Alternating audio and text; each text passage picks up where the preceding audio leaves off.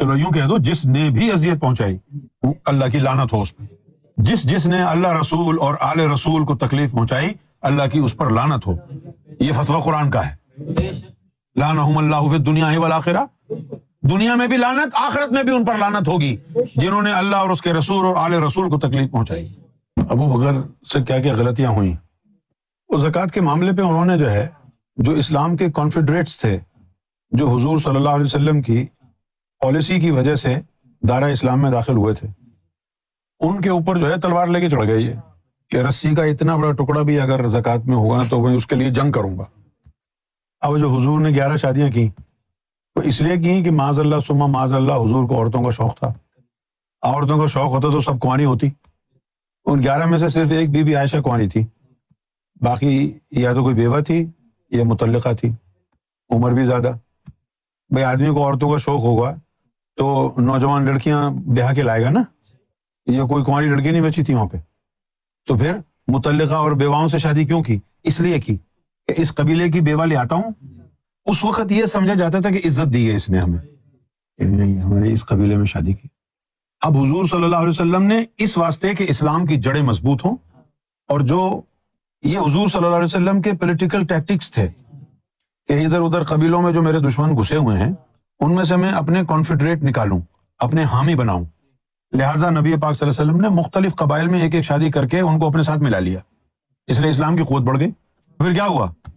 انہوں نے جب سختی کی تو وہ تو ایک سوشل ایک کانٹریکٹ کی طرح تھا نا، کہ بھائی حضور نے ہم کو عزت دی ہے تو انہوں نے حضور کو عزت دی.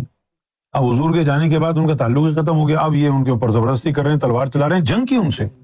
لہٰذا انہوں نے، وہ تو تعلیمات کی بنیاد پر آئے نہیں تھے اسلام میں، وہ تو حضور کے حسن خلق کو دیکھ کر ساتھ لگ گئے. جب انہوں نے دیکھا لے یہ اسلام کے زکوٰۃ کے لیے، ٹیکس کے لیے مار رہے ہیں، اب تم دیکھو کون سی حکومت ہے جو ٹیکس کے لیے تمہیں مار دے گی. ہے کوئی دنیا میں ایسی گورنمنٹ جو کہے if you don't pay tax will kill you? لیکن ابو بکر صدیق نے یہ کیا نا بھائی. یہ کون سی پولیٹیکل اسٹریٹجی تھی؟ کیونکہ یہ رسی کا ایک چھوٹا سا ٹکڑا بھی بچا نا، اس کے لیے بھی میں جنگ کروں گا. کر لی جنگ انہوں نے. کئی ہزار آدمی مسلمان مرتد ہو گئے، دین کو چھوڑ کے چلے گئے. ان کی گمراہی کا توق کس کے گلے میں جائے گا؟ مرتد ہو گئے نا بے شمار لوگ. وہ کھڑے تو وہاں پر 1.25 لاکھ صحابہ تھے فتح مکہ کے موقع پر. اتنے تھے؟ ہاں، لیکن ان میں صرف 11-12 ہی تھے، باقی سب ایسے تھے اہلے میلے. جب انہوں نے وہ کی ہے زکوٰۃ کے نام پر، جو انہوں نے جنگ کی ہے، 30-35 ہزار مسلمان تو زندگی اسلام کو چھوڑ کے اس وقت بھاگ گیا. اس کے بعد مولا علی تک کا جب ٹائم آیا تو کم و بیش 10,000 جو ہے نا خارجین ہو گئے تھے. 10,000، جن میں سے 5,000 کو مولا علی نے جو ہے ان کو فارغ کیا، اور 5,000 ڈر گئے، توبہ طائب ہو گئے. جب مولا علی نے ان سے جنگ کی خارجین سے تو یہ مسلمان انہیں کے خلاف ہو گئے، کہنے لگے جی آپ نے مسلمانوں کو کیوں مارا؟ تو حدیثوں میں لکھا ہے کہ مولا علی ان کو لے کے گئے وہاں، اور ان خارجین کی جو لاشیں پڑی ہوئی تھیں ان کو سیدھا کر کے ان کے پیٹ کی طرف تلوار کی نوک رکھ کے اشارہ کیا نا جب، تو ان کے پیٹوں سے سور برآمد ہو رہے تھے. کہا کہ تم ان کو انسان کہتے ہو؟ یہ اس امت کو تباہ کرنے کے لیے آئے ہیں. حجۃ الوداع کے موقع پر 1.25 لاکھ صحابہ تھے. پھر جب حضرت عثمان غنی کی شہادت ہوئی ہے، اس کے بعد پھر کیا ہوا؟ 2 گروہ بن گئے، ایک مولا علی کے ساتھ اور ایک امیر معاویہ کے ساتھ. تو امیر معاویہ کی جماعت کو تو حدیثوں نے کہا تھا باغی ہیں. تو اب مسلمانوں کی تھوڑی سی تعداد رہ گئی تھی نا، اور دنیا سمجھ رہی تھی کہ بھئی امیر شام، امیر معاویہ، اتنی بڑی اسلامی سلطنت. تو اسلامی سلطنت کہاں تھی؟ وہ تو سارے مرتد تھے، مولا علی کے خلاف تھے، محمد رسول اللہ کی نظر میں باغی تھے. کہاں گئے 1.25 لاکھ صحابی؟ یہاں تک کہ کربلا کا واقعہ آ گیا تو 72 نفوس رہ گئے. جب امیر معاویہ اور مولا علی کی جنگ ہوئی تو بڑی تعداد امیر معاویہ کے ساتھ تھی. حدیث نے جن کو باغی کہا ہے، چند لوگ مولا علی کے ساتھ تھے، وہی مسلمان، وہی صحابہ، وہی مومن تھے. باقی سب یا تو مرتد تھے یا منافق تھے، چند مٹھی بھر. اور جب کربلا کا واقعہ ہوا ہے، کون سا صحابی آیا امام حسین کی مدد کے لیے؟ آیا کوئی؟ یزید کی فوج میں سینکڑوں ایسے تھے جو صحابہ کرام کی اولاد میں سے تھے، جنہوں نے آل رسول کو کاٹ کے رکھ دیا. سینکڑوں ایسے تھے. اب کیا کہیں ہم، عثمان غنی جو تھے، کتابیں تاریخی بھری ہوئی ہیں، ان کے اوپر بھی نیپوٹزم کا الزام تھا، ان کے اوپر بھی اقربا پروری کا الزام تھا. اور اقربا پروری جو تھی، در حقیقت وہ اقربا پروری تھی ہی نہیں. وہ سیدھے سادے تھے، انہوں نے اپنے رشتہ داروں کو بھرا نہیں، اقربا پروری دکھ رہی تھی دور سے، دراصل وہ بلیک میل ہو رہے تھے۔ غلطی ان کی یہ تھی، اب وہ غلطی بھی معصوم غلطی تھی کہ انہوں نے امیر معاویہ کی بہن سے شادی کر لی۔ تو اب امیر معاویہ کی بہن سے شادی کی، جب عثمان غنی خلیفہ بنے تو وہ امیر المومنین بن گئی امیر معاویہ کی بہن عثمان غنی کے گھر میں۔ اب وہ عثمان غنی کی جو بیوی بن گئی امیر معاویہ کی بہن، وہ عثمان غنی کو پٹیاں پڑھا کے اپنے کام نکلواتی تھی اپنے بھائی کے لیے۔ اگر عثمان غنی اقربا پروری میں ملوث ہوتے تو اپنے خاندان کو کچھ کرتے، اور ان کو کرنے کی ضرورت کیا تھی، وہ تو پہلے ہی بہت امیر آدمی تھے، وہ تو امیر آدمی تھے نا۔ تو اب غلطی ان سے ہوئی ہے، لیکن غلطی کیا ہوئی ہے، وہ یہ نہیں دیکھ پائے کہ یہ میری جو بیوی ہے یہ مروا رہی ہے مجھے، اپنے بھائی کا گھر بھر رہی ہے۔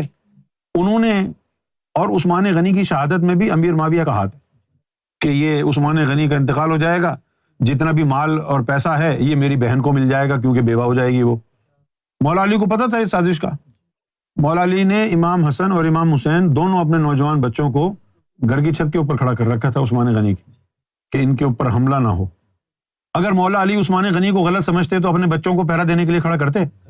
سوچو یار، دماغ استعمال کرو نا۔ اب مولا علی کے عثمان غنی کے تعلقات خراب ہوتے تو مولا علی اپنے بچوں کو کھڑا کرتے کہ جب تلوار لے کے جاؤ، ان کو خطرہ نہیں ہوتا ان کی جان کو، بچوں کی، ان کو بھی تو جان کو خطرہ ہوتا کہ اگر کوئی مارنے عثمان غنی کو آئے گا، یہ ریزسٹ کریں گے تو کہیں ان کو چوٹ نہ لگ جائے۔ لیکن پھر بھی مولا علی نے کھڑا کیا، اس کا مطلب ہے کہ عثمان غنی کے ساتھ مولا علی کے تعلقات اچھے تھے، کوئی چپکلش نہیں تھی۔ لیکن آج بنانے والے پتہ نہیں کیا کیا بنا لیتے ہیں، جھوٹی جھوٹی کہانیاں سناتے ہیں۔ اسی طرح ابو بکر صدیق کے بارے میں ہے، ان سے غلطیاں ہوئی ہیں لیکن ان کی نیت اور دل صاف تھا، کیونکہ یہ جو حدیث ہے کہ مولا علی کے چہرے کو دیکھنا عبادت ہے، اس حدیث کا ایک راوی ہے، اس کا نام ہے ابو بکر صدیق۔ اب اگر ابو بکر صدیق کو کوئی بغض ہوتا مولا علی سے تو اس حدیث کو تو نہ بیان کرتے، یہ بات تو نہ کرتے۔ اور پھر 6 مہینے کے بعد بھی رجوع جو ہے ابو بکر نہیں کیا نا، جب ان کو پتا کہ جی مولا علی تو 6 مہینے ہو گئے، وہ تو آئے نہیں رہے، ملاقات ہی نہیں کر رہے، مل ہی نہیں رہے، تو ان کو پھر حضور کی وہ باتیں یاد آئی ہوں گی، مولا علی کی شان میں جو حضور نے فرمائی تھی۔ پھر یہ 6 مہینے بعد بھاگے بھاگے آئے ہیں، تو مولا علی نے صرف ایک ہی مطالبہ ان سے کیا کہ ابو بکر تم نے آنا ہے تو آ جاؤ، عمر کو ساتھ لے کے نہیں آنا ورنہ میں نہیں ملوں گا۔ یہاں سے پتہ چل رہا ہے کہ مولا علی کتنے تکلیف میں تھے عمر بن خطاب کے حوالے سے، کہ یار اس کو لے کے نہیں آنا استاد تم۔ اچھا، اس کو نہ لانے کی، اس کو منع کرنے کی ایک وجہ یہ بھی تھی کہ اس بندے کی سمجھ میں کچھ آتا نہیں تھا۔ اب جیسے حجر اسود کے سامنے جا کے کہہ رہے ہیں کہ مجھے معلوم ہے تو بے ضرر ہے، نہ نقصان پہنچا سکتا ہے نہ فائدہ۔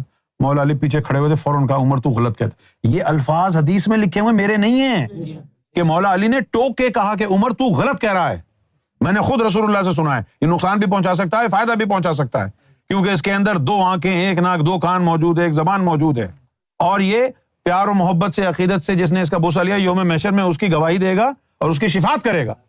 اب وہ شفاعت کرے گا تو فائدہ تو پہنچا رہا ہے نا آپ کو۔ تو انہوں نے کس بنیاد پہ کہہ دیا کہ یہ بے ضرر پتھر ہے، نہ نقصان پہنچا سکتا نہ فائدہ پہنچا سکتا۔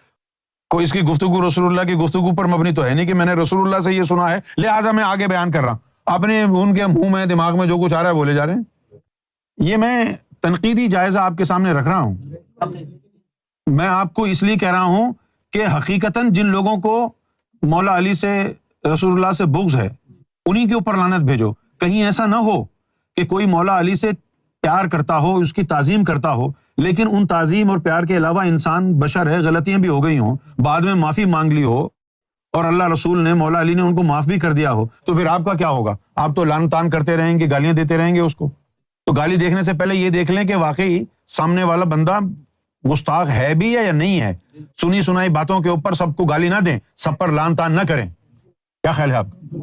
سنی سنائی باتوں پر نہ کریں نا۔ اب آپ کہیں جی ابو بکر کی ماں کی ہے، ابو بکر کی ماں کی وہ بعد میں پتہ چلے کہ ابو بکر تو حضور صلی اللہ علیہ وسلم کے وفادار ساتھی تھے، پھر کیا ہوگا؟ اس وقت کیا ہوگا کہ یوم محشر میں آپ دیکھیں کہ ابو بکر جو ہے مولا علی کے پاؤں دبا رہے ہیں اور آپ خوشی سے بیٹھے ہوئے ہیں، کیونکہ غلطی تو ہو جاتی ہے نا انسان سے۔ ان کے دماغ میں یہ بات آئی نہیں کہ حضور نے ہدیہ کیا تھا، یہ وراثت کا مسئلہ ہے ہی نہیں، ان کو غلط، یعنی ان کا ذہن خراب کیا گیا تھا۔ یہاں تک کہ جب قرآن مجید کو جمع کرنے کی بات آئی تھی اس وقت بھی ابو بکر جو ہے کھڑے ہو گئے تھے کہ نہیں، عمر کو کہا کہ تم سے وہ کام کرانا چاہتا ہے جو رسول اللہ نے نہیں کیا، کبھی نہیں کروں گا، میں منع کر دیا۔ اس کے کچھ عرصے بعد پھر آ گئے، وہ میں نے بتایا نا کہ ان لوگوں کی فطرت میں ہوتا ہے، یہ موذی جانور ہوتے ہیں۔ پھر آ گیا جی اتنا نقصان ہو جائے گا، یہ ہو جائے گا، وہ ہو جائے گا۔ ان کو یہ دکھایا گیا کہ اسلام کا بڑا نقصان ہوگا، قرآن ختم ہو جائے گا، صفحہ ہستی سے مٹ جائے گا، ابھی جمع کرا لو۔ اور وہ تو ڈر گئے، کہنے لگے اچھا اچھا اچھا اچھا قرآن بالکل ختم ہو جائے گا, کہیں نہیں ملے گا. ہاں پھر جمع کر دو.